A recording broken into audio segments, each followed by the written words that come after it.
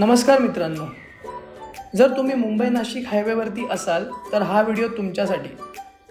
आज आम्ही आलोय सिद्धूस प्युअर व्हेज या हॉटेलमध्ये। यांचं व्हेज आणि नॉनव्हेज हॉटेल हे वेगळं आहे, त्यामुळे तुम्ही इथे निश्चिंत येऊ शकता। ही त्यांची बसण्याची व्यवस्था, ही त्यांची गार्डनमध्ये बसण्याची व्यवस्था होती, जिथे आम्ही बसलो होतो आणि ऐन उन्हाळ्यातही आम्हाला खरंच थंड वाटत होतं।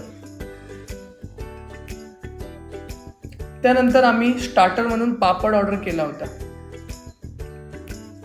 बिल जरी आम्ही भरणार असलो तरी मेनू कार्ड मात्र लेडीजच्या हातामध्ये होतं, शास्त्र असतं ते। सुरुवातीला आम्ही पोह्यांची ऑर्डर दिली। आमच्या कांदे पोह्याचा कार्यक्रम कधीच झालेला असला तरी आज आम्ही पोहे खाणार होतो, कारण यांच्या पोह्यांबद्दल खूप ऐकलं होतं आणि त्याची क्वांटिटी खूप होती। त्यानंतर आम्ही वेगवेगळ्या प्रकारचे पराठे ऑर्डर केले होते। हा होता पनीर पराठा। मला मात्र आलू पराठा खूप आवडला होता आणि मी त्या स्पेशली रिकमेंड करेल। त्यानंतर आम्ही पनीर डबल इक्का हा आयटम ऑर्डर केला होता। याचं आम्हाला फारसं काही माहिती नव्हतं, पण याचं नाव आम्हाला थोडं वेगळं वाटलं म्हणून आम्ही तो ऑर्डर केला होता आणि आमचा तीर निशाण्यावरती लागला होता।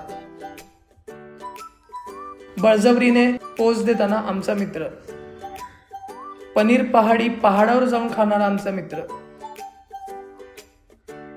पुन्हा एकदा होम मिनिस्टर्स। हॉटेल व्हेज होतं म्हणून मांजर खूप नाराज होती। त्यानंतर आम्ही मेन कोर्स ऑर्डर केला। त्याच्यामध्ये शेवभाजी होती, दाल मखानी होती, तंदूर रोटी होती आणि मक्के दी रोटी होती। मला तंदूर रोटीपेक्षा मक्के दी रोटी जास्त आवडली।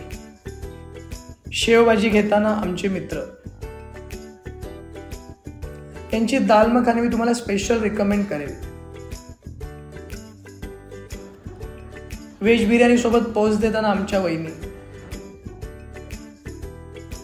9 नंतर हा धाबा कमी आणि लग्नाचा हॉल जास्त वाटतो, इतकी इकडे गर्दी असते। शेवटी आम्ही शेजवान फ्राईड राईस आणि डाळ खिचडी ऑर्डर केली होती। शेजवान राईस ओके ओके वाटत होता, डाळ खिचडी मात्र एक नंबर वाटत होती। त्याची क्वांटिटी खूप होती।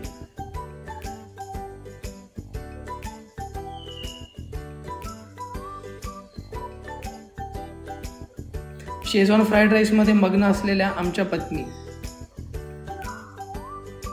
शेवटी आम्ही ताक ऑर्डर केला। आता बिल किती झालं असेल या टेन्शनमध्ये सगळेजण शेवटचे घास खाताना। शेवटी बिल बघून आणि त्याची अमाऊंट बघून सगळ्यांना खूप आनंद झाला होता, कारण ती खूपच कमी होती आणि क्वांटिटी खूपच जास्त होती। त्यामुळे मी तुमच्या सगळ्यांना रिकमेंड करेल की तुम्ही इकडे नक्की व्हिजिट करा